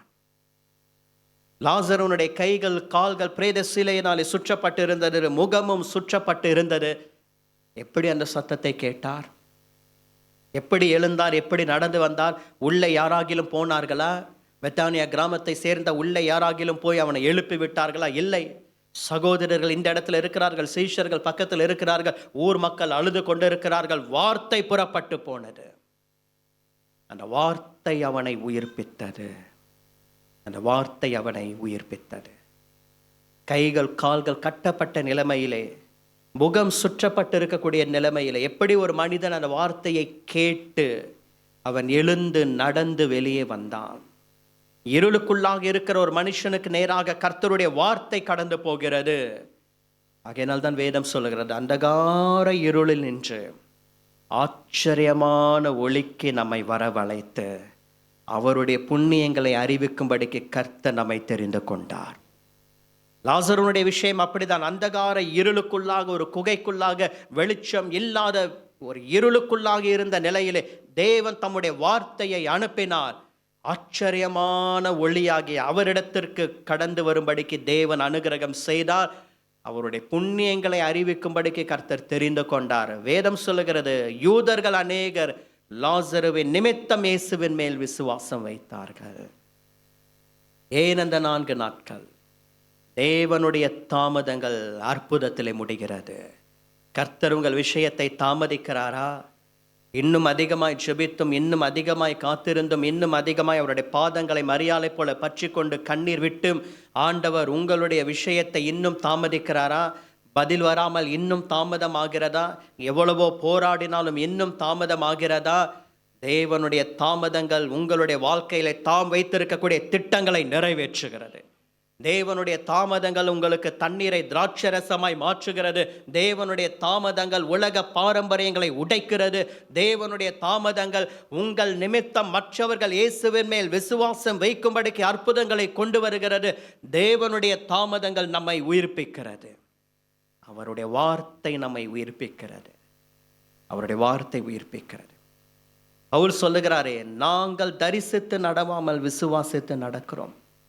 லாசர் அப்படிதான். கைகள் கால்கள் சீலையினாலே சுற்றப்பட்டிருக்கிறது, முகம் சீலையினாலே சுற்றப்பட்டிருக்கிறது, எல்லா சரீரம் தலை முதல் கால்கள் வரைக்கும் சீலையினாலே சுற்றப்பட்டிருக்கக்கூடிய ஒரு மனுஷன் எப்படி எழுந்த பிராக்டிக்கலி, எப்படி அவன் எழுந்து நடந்து அந்த இருளிலிருந்து வெளியே அவன் வந்து தரிசித்து அல்ல விசுவாசித்து. ஆகையினால் தான் யோவான் 11:40 சொல்லுகிறார் ஸ்திரீகளை பார்த்து, நீ விசுவாசித்தால் தேவனுடைய மகிமையை காண்பாய். ஜெய்க்கு பிரியமானவர்களே, எது நம்மை உயிர்ப்பிக்கும்? வருஷங்களின் நடுவிலே நாம் வந்திருக்கிறோம். ஏதோ ஒன்று நம்மை உயிர்ப்பிக்க வேண்டும். எப்படி இது உயிர்ப்பிக்கப்படும்? இந்த எலும்புகள் எப்படி உயிர்ப்பிக்கப்படும்? இந்த காரியங்கள் எப்படி உயிர்ப்பிக்கப்படும்? பல கேள்விகளோடு இருக்கிறோம். ஆண்டவருடைய பதில் முதலாவதாக இதுதான், உம்முடைய வாக்கு என்னை உயிர்ப்பித்தது, வார்த்தை என்னை உயிர்ப்பித்தது. இன்றைக்கும் அந்த வார்த்தையை தான் கர்த்தர் நம்முடைய கையிலே கொடுத்திருக்கிறார். இன்றைக்கும் அந்த வார்த்தை தான் நம்முடைய இருதயத்தில் இருக்கிறது. இன்றைக்கும் இந்த வார்த்தையை நம்பிதான் நாம் வாழ்ந்து கொண்டிருக்கிறோம். இந்த வார்த்தை தான் நம்மை வாழ வைத்து கொண்டிருக்கிறது. இந்த வார்த்தை தான் ஒவ்வொரு நாளும் உங்கள் குடும்பத்தை உயிர்ப்பிக்கிறது, உங்கள் பிள்ளைகளை உயிர்ப்பிக்கிறது, உங்களுடைய சகல காரியங்களையும் வார்த்தை உயிர்ப்பித்து கொண்டிருக்கிறது. இரண்டாவதாக, எது நம்மை உயிர்ப்பிக்கும்? எப்படி ஆண்டவர் உயிர்ப்பிப்பார்? என்ன செய்து? வாசிக்கலாம். சங்கீதங்களின் புஸ்தகம் 119 சங்கீதம் 88 வசனம். 119 சங்கீதம் 88 வசனம். உமது கிருபையின்படியே என்னை உயிர்ப்பியும். உமது கிருபையின்படியே என்னை உயிர்ப்பியும். உமது வாக்கு என்னை உயிர்ப்பித்தது என்று தாவீது சொல்லுகிறார். உயிர்ப்பித்தது என்றால் ஆண்டவர் செய்து விட்டார், உயிர்ப்பித்து விட்டார். உமது வாக்கு என்னை உயிர்ப்பித்தது. இப்பொழுது தாவீது ஜெபிக்கிறார், உமது கிருபையின்படி என்னை உயிர்ப்பியும். 159 வசனத்திலும் இதே வார்த்தை எழுதப்பட்டிருக்கிறது. உமது கிருபையின்படியே என்னை உயிர்ப்பியும். 88 வசனத்தில் சொன்னதை மீண்டும் 159 வசனத்தில் ஆண்டவர் நினைப்பூட்டி நமக்கு மீண்டும் ஆண்டவர் வாக்கு பண்ணுகிறார், உமது கிருபையின்படி என்னை உயிர்ப்பியும். தேவனுடைய கிருபை நம்மை உயிர்ப்பிக்கும். வருஷங்களின் நடுவிலே உமது கிரியைகளை உயிர்ப்பியும் என்று தீர்க்கதரிசி சொன்னாரே. வருஷங்களின் நடுவிலே அதை விளங்க பண்ணும், கோபித்தாலும் இரக்கத்தை நினைத்தருளும் என்று ஆபக்குக் தீர்க்கதரிசி சொன்னாரே. எப்படி நம்மை உயிர்ப்பிப்பார்? அவருடைய வார்த்தை நம்மை உயிர்ப்பிக்கும். இரண்டாவதாக ஆண்டவர் சொல்லுகிறார், மகனே மகளே, என்னுடைய கிருபை உன்னை உயிர்ப்பிக்கும் என்று ஆண்டவர் வாக்கு பண்ணுகிறார். நம்முடைய கிருபை இருக்கிற வரைக்கும் நாம் அவருடைய உயிர்ப்பிக்கிற வல்லமைகளை ஒவ்வொரு நாளும் நாம் அனுபவித்து கொண்டேதான் இருப்போம். அவருடைய கிருபை இருக்கிற வரைக்கும் உயிர்ப்பிக்கிற ஆசீர்வாதங்கள் இருக்கும். அவருடைய கிருபை இருக்கிற வரைக்கும் உயிர்ப்பிக்கிற வல்லமைகளை நாம் பெற்றுக்கொள்வோம், சுதந்திரித்துக் கொள்வோம். கிருபையின் காலங்கள் இருக்கிற வரைக்கும், அவருடைய கிருபையின் நேரங்கள் இருக்கிற வரைக்கும் கிருபை நம்மை உயிர்ப்பித்து கொண்டே இருக்கும்படிக்கு ஆண்டவர் அனுகிரகம் செய்தருளுவார். ஏனென்றால் கோபித்தாலும் இரக்கத்தை நினைத்தருளுகிறவர். அதைதான் நான் முன்பே சொன்னேன், மீண்டும் சொல்லுகிறேன். ஏசாயா 54 அதிகாரம் 7, 8 மற்றும் 10 3 வசனங்களும் சொல்லுகிறது. உருக்கமான இரக்கங்களால் நம்மை சேர்த்து கொள்ளுகிறார். நித்திய கிருபையுடன் ஆண்டவர் நமக்கு இறங்குகிறார். ஒரு பக்கம் உருக்கமான இரக்கங்கள், இன்னொரு பக்கம் நித்திய கிருபை. 10 வசனம், அலைகள் விலகினாலும் பர்வதங்கள் நிலை பெயர்ந்தாலும் என் கிருபை உன்னை விட்டு விலகாமலும், என் கிருபை உன்னை விட்டு விலகாது என்று. சவுலை விட்டும் அவனுடைய குடும்பத்தை விட்டும் கர்த்தர் தம்முடைய கிருபையை விலக்கினார். ஆனால் தாவீதை விட்டும் அவனுடைய குடும்பத்தை விட்டும் கர்த்தர் தம்முடைய கிருபையை விலக்கவில்லை. இருவருமே தவறு செய்தார்கள், உண்மைதான். சவுல் செய்த தவறுகள் அநேகம். ஒரே இடத்துல அடுத்தடுத்து பல தவறுகளை செய்தார். ஒரு தீர்க்கதரிசி வருகிற வரைக்கும் அவரால் அமைதியாய் பொறுமையாய் காத்திருக்க முடியவில்லை. அவசரம். அநேக சமயங்களிலே நம்முடைய அவசரங்களின் நிமித்தம் நம்முடைய ஆசீர்வாதங்களை இழந்து போகிறோம். சில சமயத்தில் ஆவிக்குரிய அவசரங்கள். பிரியமானவர்களே, நம்முடைய அவசரங்கள் நம்முடைய ஆசீர்வாதங்களை இழக்க செய்து விடுகிறது. ஒரு தீர்க்கதரிசி வருகிற வரைக்கும் அவரால் பொறுமையாய் காத்திருக்க முடியவில்லை. சுய தீர்மானம். தேவனுடைய தீர்மானம் தான் நம்முடைய வாழ்க்கையிலே நிறைவேற வேண்டும். சவுல் ஒரு சுய தீர்மானத்தை எடுத்தார். அநேக சமயங்களிலே நாம் நம்முடைய ஆசீர்வாதங்களை இழந்து போவதற்கு காரணம் நாம் எடுக்கிற செல்ஃப் டெசிஷன்ஸ். நமக்கு நம்முடைய பார்வைக்கு சரியாக இருக்கிறது. நாம் எடுக்கிற சுய தீர்மானங்கள் அது எவ்வளவு பாதிப்புகளை நமக்கு கொண்டு வருகிறது.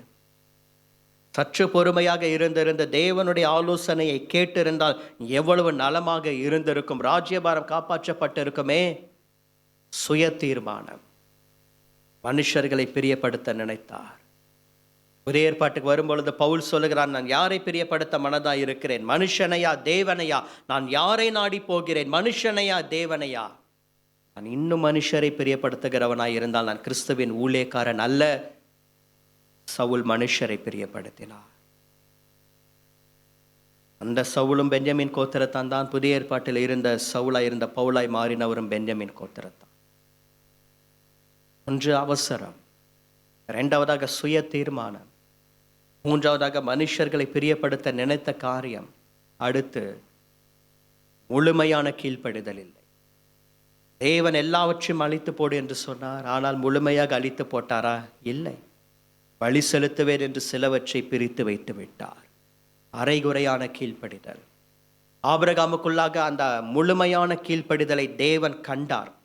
ஆகையினால்தான் கர்த்தர் ஆபிரகாமை ஜாதிகளுக்கு தகப்பனாக, விசுவாசிகளுக்கு தகப்பனாக மாற்றி தம்முடைய சிநேகிதன் என்ற ஸ்தானத்தில் கர்த்தர் வைத்தார். இன்றைக்கு தேவனுடைய சிநேகிதன் என்ற ஸ்தானத்துக்குள்ளாக போக வேண்டும் என்று நாம் விருப்பப்படுகிறோம். செய்வார் ஆண்டவர். அந்த ஸ்தானத்துக்கு அவருடைய கரத்தால் நம்மை உயர்த்துவார். எப்பொழுது? அந்த முழுமையான கீழ்ப்படிதல். விட வேண்டியவைகளை விட வேண்டும். முழுமையான கீழ்ப்படிதலுக்குள்ளாக வர வேண்டும். இனத்தை விடு, தேசத்தை விடு, தகப்பன் வீட்டை விடு, எல்லாவற்றையும் விட்டார். சவுலால் அதை விட முடியவில்லை. அரைகுறையான கீழ்ப்படிதல். ஆபிரகாம் எல்லாவற்றையும் விட்டார், முழுமையான கீழ்ப்படிதல். சவுல் எல்லாவற்றையும் விடவில்லை, அரைகுறையான கீழ்ப்படிதல். ஒரு சாதாரண நிலைமையில் இருந்த அந்த மனிதனை விசுவாசிகளுக்கு தகப்பனாய் மாற்றினார். ஜனங்களுக்கு ராஜாவாக இருந்தவனை கர்த்தர் புறம்பே தள்ளிவிட்டார். ஒரே இடத்துல அடுத்தடுத்து எவ்வளவு தவறுகள்! ராஜ்யபாரம் உன்னை விட்டு நீங்கச்சு. தாவீதும் தவறு செய்தார். பத்சேபாளின் இடத்துல விழுந்தார். யுத்தத்துக்கு போக வேண்டியவர் யுத்தத்துக்கு போகவில்லை. ஆவிக்குரிய யுத்த களத்தில் நிற்க வேண்டியவர் யுத்த களத்தில் நிற்கவில்லை. உப்பருகின் மேலே உலாவிக் கொண்டிருந்தார். எங்கு போக வேண்டுமோ அங்கு போகவில்லை, எங்கு நிற்க வேண்டுமோ அங்கு நிற்கவில்லை. நேரத்தை வீணாக செலவழித்து கொண்டிருந்தார். இருக்க வேண்டிய இடத்தில் இருந்தால் மாத்திரம்தான் ஆசீர்வாதம். தவிர்த்து எங்கெங்கோ சுற்றி கொண்டிருந்தால் ஆசீர்வாதம் கிடையாது. யுத்தம் நடந்து கொண்டிருக்கும் சமயம் எங்கோ வீணாக உலாவி கொண்டிருப்போமே ஆனால் நமக்கு தான் பாதிப்பு. ஜபம் நடந்து கொண்டிருக்கும் பொழுது எங்கோ வீணாக உலாவி கொண்டிருப்போமே ஆனால், நம்முடைய சிந்தனையிலும் எங்கோ உலாவி கொண்டிருப்போமே ஆனால் நமக்கு தான் பாதிப்பு. யுத்த களத்தில் நிற்க வேண்டியவன் எங்கோ உலாவி கொண்டிருக்கிறார். ஒரு மாஸ்டர் பிளான் போட்டு உரியாவை ஃப்ரண்ட் ரோல நிற்க வைத்து கொன்று போட்டார். தவறுகள் நடந்தது. ஆனால் நாத்தான் தீர்க்கதரிசி வந்து சொல்லும் பொழுது உணர்ந்தார், மனம் திரும்பினார். 51ஆம் சங்கீதத்தை எழுதினார். கிருபை விலகினாரா தாவீதை விட்டு? ஆண்டவருடைய இரக்கம். கோபித்தாலும் இரக்கத்தை நினைத்தருளும். சவுல் மனம் திரும்பவில்லை, தாவீது மனம் திரும்பினார். ஆகையினால் தான் 136ஆம் சங்கீதம் முழுவதும் எழுதுகிறார், அவர் கிருபை என்றும் உள்ளது, அவர் கிருபை என்றும் உள்ளது. அதே தான் 119ஆம் சங்கீதம் 158ஆம் வசனத்தில் எழுதுகிறார், உமது கிருபையின்படி என்னை உயிர்ப்பியும் என்று. தேவனுடைய கிருபை நம்மை உயிர்ப்பிக்கிறதாய் காணப்படுகிறது. இன்றைக்கு பிரியமானவர்களே, விலகாத ஒரு கிருபையை கர்த்தர் இந்நாள் வரைக்கும் நம்மை வைத்திருக்கிறார்.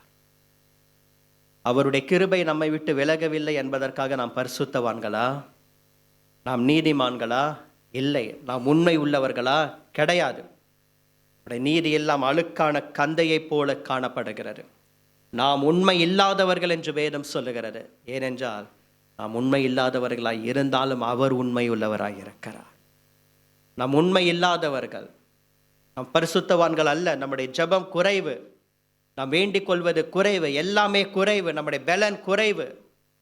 நாம் வேண்டிக் கொள்ளுகிறது கொஞ்சம், நாம் நினைக்கிறது கொஞ்சம், நம்முடைய ஜெபம் கொஞ்சம், நம்முடைய ஓட்டம் கொஞ்சம், நாம் செய்கிற ஊழியம் கொஞ்சம், நம்முடைய பரிசுத்தம் கொஞ்சம். எபேசியர் 3:20 வாசிக்கிறோமே, நாம் நினைக்கிறதெல்லாம் கொஞ்சம், தேவனோ கிருபையாய் மிக அதிகமாய் செய்கிறார். நம்முடைய பலன் கொஞ்சம் என்று வெளிப்படுத்துகிற விசேஷம் 3:8 வாசிக்கிறோம். ஆனால் ஆண்டவருடைய கிருபை ஒரு திறந்த வாசலை நமக்கு முன்பாக வைத்திருக்கிறது. எப்படி? ஆண்டவருடைய கிருபை. ஆம்பிளிஃபைட் பைபிள் வெர்ஷனுடைய ப்ராப்பர் மீனிங் இதுதான், தகுதியே இல்லாதவனுக்கு காண்பிக்கப்படுகிற தயவு. கிருபை என்றால் என்ன? தகுதியே இல்லாதவனுக்கு காண்பிக்கப்படுகிற தயவு. நமக்கு என்ன தகுதி இருக்கிறது? நாம் ரட்சிக்கப்படுவதற்கு என்ன தகுதி இருக்கிறது? கிருபையினாலே ரட்சிக்கப்பட்டீர்கள், இது உங்களால் உண்டானதல்ல, இது தேவனுடைய ஈவு என்று எபேசியர் 2:5 வாசிக்கிறோம். எப்படி ரட்சிக்கப்பட்டோம்? கிருபையினாலே ரட்சிக்கப்பட்டோம். நம்முடைய பரிசுத்தத்தை பார்த்து ரட்சித்தாரா? நம்முடைய படிப்பை பார்த்து, அந்தஸ்தை பார்த்து, நம்முடைய ஃபேமிலி பேக்ரவுண்டை பார்த்து, நமக்கு இருக்கக்கூடிய சப்போர்ட்டை பார்த்து தேவன் ரட்சித்தாரா? இல்லை, கிருபையாக. யோசித்து பாருங்கள், கிருபை தான் நம்மை உயிர்ப்பிக்கும். கிருபை தான் உயிர்ப்பித்து கொண்டு இருக்கிறது. இந்த வருஷத்தின் ஆரம்பம் தொடங்கி 2025 ஜனவரி 1ஆம் தேதி இந்த பாதி நாட்களை கடந்து விட்டோமே.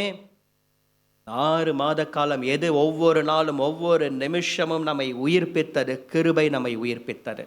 என்ன தகுதி இருக்கிறது நம்மிடம்? ஒரு தகுதியும் கிடையாது. கிருபையின்படி கர்த்தர் நம்மை உயிர்ப்பித்து கொண்டிருக்கிறார். இனி வருகிற நாட்களிலும் விலகாத கிருபையை கர்த்தர் வைத்திருக்கிறார். அந்த விலகாத கிருபையின்படி கர்த்தர் நம்மை உயிர்ப்பிப்பேன் என்று ஆண்டவர் மீண்டும் மீண்டும் நமக்கு வாக்கு பண்ணி கொண்டே இருக்கிறார். ஒரு காரியம், அந்த கிருபையை போக்கடிக்க கூடாது, அந்த கிருபையை விருதாவாக்க கூடாது. அந்த கிருபையை அநேகர் மிஸ்யூஸ் பண்றாங்க. சபையை நீங்களும் நானும் அந்த கிருபையை தவறாக பிரயோஜனப்படுத்திக் கொள்ளக்கூடாது. கிருபை இருக்கிறது என்று தவறாக பிரயோஜனப்படுத்திக் கொள்ளக்கூடாது. எப்படி ஆவியானவர் தன்னை விட்டு விலகினதை சிம்சோன் அறியாமல் இருந்து நான் முன்போல எழுந்து போவேன் என்று சொல்லி பரிதாபமான முடிவை சம்பாதித்தானோ, எப்பொழுது விலகும் என்று தெரியாது. நாம் அதை காத்துக்கொள்ள வேண்டும். ஜாகிரதையாய் இருப்போமையானால், கிருபையை காத்து கொள்வோமையானால் பாக்கியவான்களாக பாக்கியவதிகளாக இருப்போம். உயிர்ப்பிக்கிற அபிஷேகத்தை, உயிர்ப்பிக்கிற ஆசீர்வாதங்களை பெற்றுக்கொள்வோம். கிருபையை தவறாக பயன்படுத்துவோமையானால், கிருபையை போக்கடிப்போமையானால், கிருபையை உணர்ந்து கொள்ளாமல் இருப்போமையானால் தேவனுடைய உயிர்ப்பிக்கிற ஆசீர்வாதங்களை பார்க்க முடியாது. கிருபை நம்மை உயிர்ப்பிக்கும். லூக்கா 15ஆம் அதிகாரத்தில் இளையகுமாரன் அவன் ஒரு நல்ல தீர்மானத்தை எடுத்தான். சவுல் சுய தீர்மானத்தை எடுத்தான். இளையகுமாரன் நல்ல தீர்மானத்தை எடுத்தான். நல்ல தீர்மானம் என்ன? நான் மறுபடியும் என் தகப்பன் வீட்டுக்கு போவேன். நான் எழுந்து என் தகப்பன் வீட்டுக்கு போவேன். தகப்பனை உமக்கு விரோதமாகவும் பரத்துக்கு விரோதமாகவும் நான் பாவம் செய்தேன். உம்முடைய மகன் என்று சொல்லப்படுவதற்கு எனக்கு தகுதியே கிடையாது. உம்முடைய வேலைக்காரனில் ஒருவனா என்னை வைத்துக் கொள்ளும் என்று நான் சொல்வேன் என்று சொல்லி எழுந்து தன் தகப்பன் வீட்டுக்கு வந்தான். யூதாஸ் தவறான தீர்மானத்தை எடுத்தான். 30 வெள்ளிக்காசை தேவனுடைய ஆலயத்தில் எரிந்துவிட்டு நான்று கொண்டு செத்தான். சவுல் சுய தீர்மானத்தை எடுத்தான். யூதாஸ் தவறான தீர்மானத்தை எடுத்தான். இளையகுமாரன் நல்ல தீர்மானத்தை எடுத்தான். நீங்களும் நானும் நம்முடைய வாழ்க்கையில சுய தீர்மானங்களை எடுக்கக்கூடாது, தவறான தீர்மானங்களை எடுக்கக்கூடாது. நல்ல தீர்மானங்களை எடுக்க வேண்டும். என் தகப்பன் வீட்டுக்கு நான் போவேன் என்று சொல்லி வந்தான். அதே போல சொன்னார்.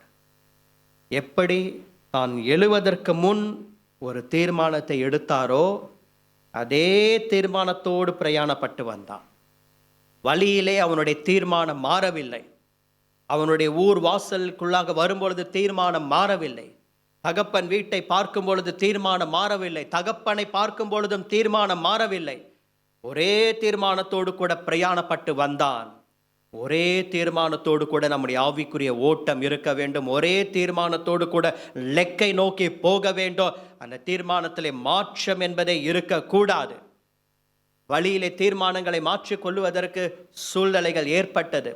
ஊர் நெருங்க நெருங்க நெருங்க தீர்மானத்தை மாற்றிக்கொண்டானா? இல்லை. தூரத்தில் தகப்பனையும் தகப்பன் வீட்டையும் பார்க்கும் பொழுது தீர்மானத்தை மாற்றிக்கொண்டானா? இல்லை.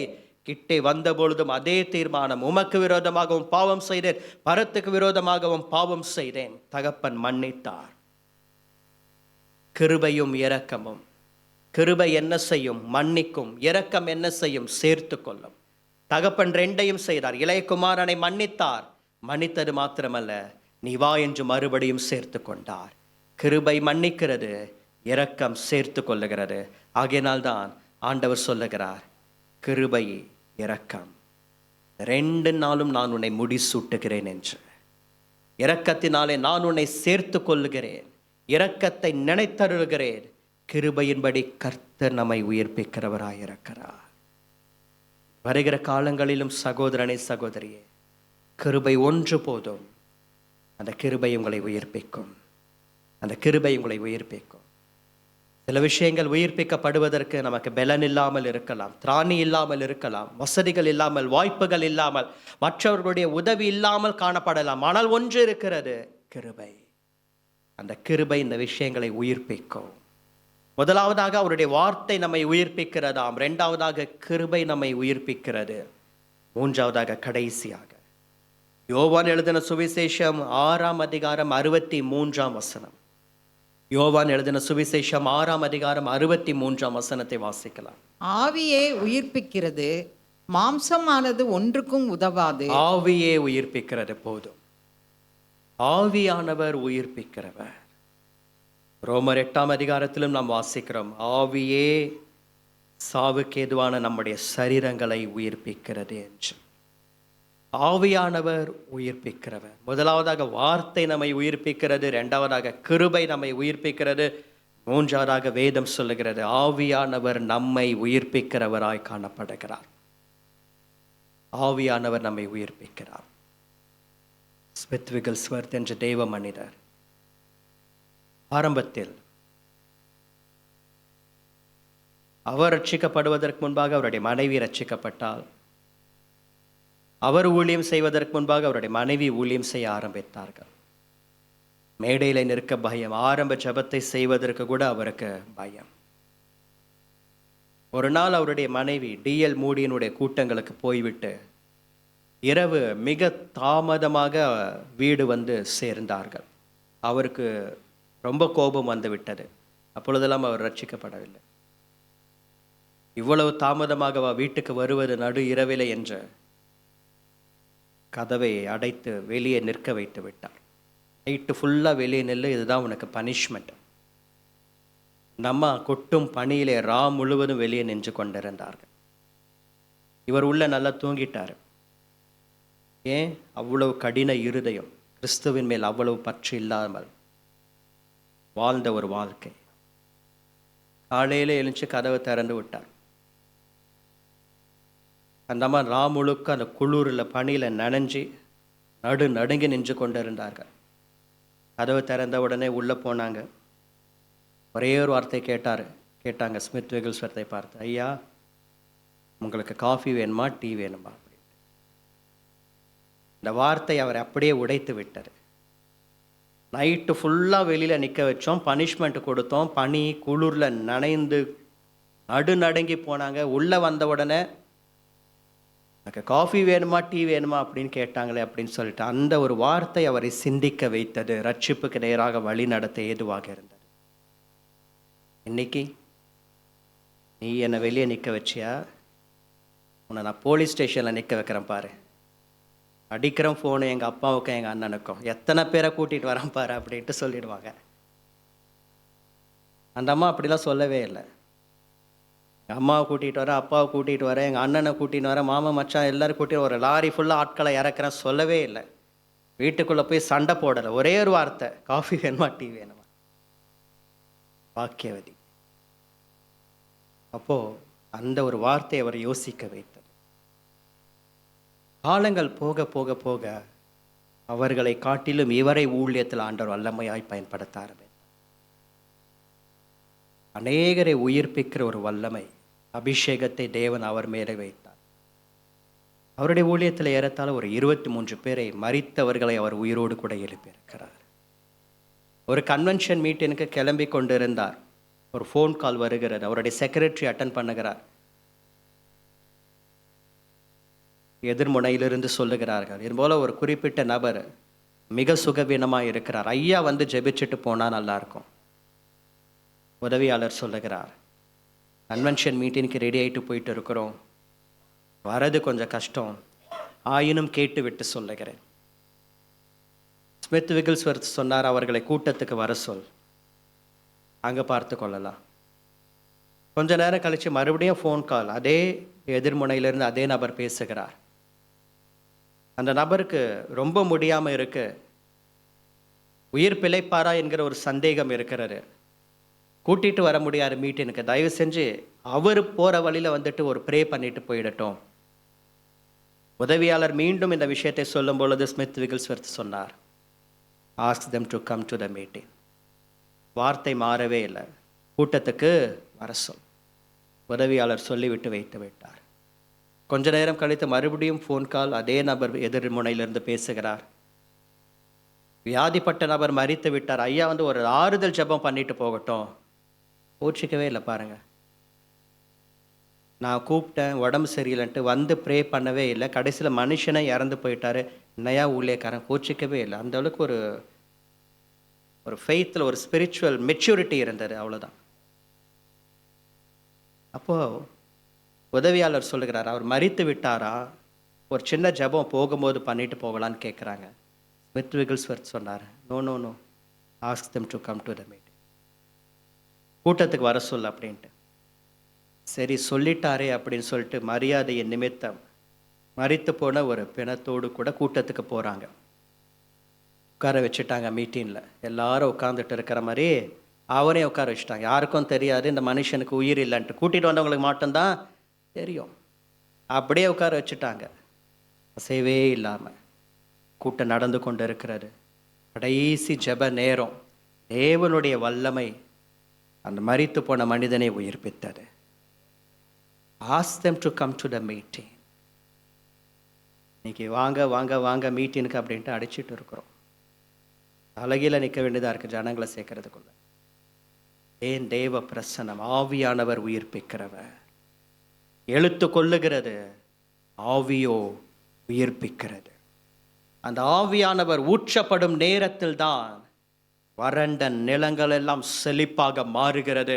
கடுவெளி எல்லாம் புஷ்பத்தை போல செழிக்கிறது. ஆவி ஊற்றப்படும் மட்டும் அப்படியே இருக்கும். எந்த ஒரு மாறுதலும் இருக்காது, எந்த ஒரு சேஞ்சஸும் இருக்காது. ஆனால் அவர் ஊற்றப்பட்ட பிற்பாடாக இருக்கக்கூடிய உயிர்ப்பிக்கிற அபிஷேகம் இருக்கிறதே, மிக வேறு விதமானதாக இருக்கும். இந்த எலும்புகள் உயிரடையுமா? உயிரடையும். எப்பொழுது உயிரடையும்? ஆவியானவர் ஊற்றப்படும் நேரம். ஆவியானவர் இறங்கும் பொழுது சிதறி கிடக்கிறவைகள் எல்லாம் ஒன்றாக சேர்க்கப்படும். சேர்க்கப்பட்ட பிற்பாடாக புதிதாக உருவாக்கப்பட வேண்டியவைகள் எல்லாவற்றையும் உருவாக்குவார். புதிதாக உருவாக்கப்பட்டவைகள் எல்லாம் உருவாக்கப்பட்ட பிற்பாடாக அவருடைய அபிஷேகம் இறங்கி அது காலூன்றி மகா பெரிய சேனையாக மாறும்படிக்கு ஆண்டவர் அனுகிரகம் செய்தார். தேவன் தம்முடைய சுவாசத்தை ஊதினார், மனுஷன் ஜீவாத்துமாவானார். புதிய ஏற்பாட்டிலும் தேவன் ஊதுகிறார். பரிசுத்த ஆவியை பெற்றுக்கொள்ளுங்கள் என்று இயேசுவானவர் சீஷர்கள் மேல் ஊதினாராம். ஏதோ ஒரு வெளிநாட்டில் கேள்விப்பட்டேன், விசில் அடிச்சுட்டு ஊதிட்டு இருக்கிறாங்க, ஹோலி ஸ்பிரிட் வாங்கிக்கோங்க அப்படின்ட்டு. அவர் ஊதுனதுக்கும் விசில் அடித்து ஊதுனதுக்கும் என்னதான் கனெக்ஷனோ கான்செப்டோ ஒன்றும் புரியல. தவறான உபதேசங்கள். பிரியமானவர்களே, ஆவி உயிர்ப்பிக்கிறது. 3 காரியங்கள் வருஷங்களின் நடுவிலே அவருடைய கிரியையாகிய நம்மை உயிர்ப்பிக்கும். முதலாவதாக அவருடைய வாக்கு நம்மை உயிர்ப்பிக்கும். 2வதாக அவருடைய கிருபை நம்மை உயிர்ப்பிக்கும். 3வதாக ஆவியானவர் நம்மை உயிர்ப்பிக்கிறவராய் இருக்கிறார். ஜெபிக்கலாமா? இருந்த இடத்துல நாம் எழுந்து நின்று நாம் கண்களை மூடி, வருஷங்களின் நடுவிலே உம்முடைய கிரியையை உயிர்ப்பியும், வருஷங்களின் நடுவிலே அதை நினைத்தருளும் என்று தீர்க்கதரிசி சொன்னாரே, ஜெபித்தாரே. இந்த வருஷங்களின் நடு நாட்களிலே அவருடைய பாதத்தில் விழுந்து கிடக்கிற நாம், அவருடைய பிரசனத்தை நோக்கி ஓடிக்கொண்டிருக்கிற நாமும் அப்படி ஆண்டவரிடத்துல கேட்க போகிறோம். மிக முக்கியமான ஒரு நேரம். கர்த்தருடைய உயிர்ப்பிக்கிற அபிஷேகம் உங்கள் மேல் இறங்குகிற நேரம். கர்த்தர் உங்களை வெறுமையாய் அனுப்ப போவது கிடையாது. உங்கள் சோர்வுகள் எல்லாவற்றையும் ஆண்டவர் நீக்கி போடும்படிக்கு, ஒரு சோர்வின் ஆவிகள் எல்லாம் வெளியேறும்படிக்கு கர்த்தர் உன்னை ஒரு புது எண்ணெயினாலே நிரப்பப்பட போகிறார். இன்றைக்கு கர்த்தர் உன்னை கூட்டிக் கொண்டு வந்ததில் ஒரு நோக்கம் இருக்கிறது. ஏதோ ஒரு முகாந்திரத்தோடு தேவனுடைய கரம் உங்களை அழைத்து கொண்டு வந்திருக்கிறது. நீ வெறுமையாய் போவது கிடையாது, நீ விருதாவாய் போவது கிடையாது. அவருக்காக நீ செலவழித்த இந்த நிமிஷங்கள் வீணாய் போகவே போகாது. கிருபை, ஹல்லேலூயா, நன்றி செலுத்துகிறோம். உன்னதத்திலிருந்து ஆவி ஊற்றப்படும் மட்டும் அப்படியே இருக்கும். ஆனால் ஊற்றப்பட்ட பிற்பாடாக, வானம் திறக்கப்பட்டு ஆவியானவர் ஊற்றப்பட்ட பிற்பாடாக ஒரு உயிர்ப்பிக்கிற அபிஷேகம் இறங்கும். ஒரு உயிர்ப்பிக்கிற வல்லமையை கர்த்தர் கட்டளை இடுகிறார். இன்றைக்கு கர்த்தர் உங்களை உயிர்ப்பிக்கும்படிக்கு எதெல்லாம் ஜீவன் இல்லாமல் இருக்கிறதோ அவைகளுக்குள்ளாக கர்த்தர் ஒரு ஜீவனை கட்டளையிடுவார். எதெல்லாம் சிதறி கிடக்கிறதோ அவைகளை எல்லாம் ஒன்றாக சேர்க்க போகிறார்.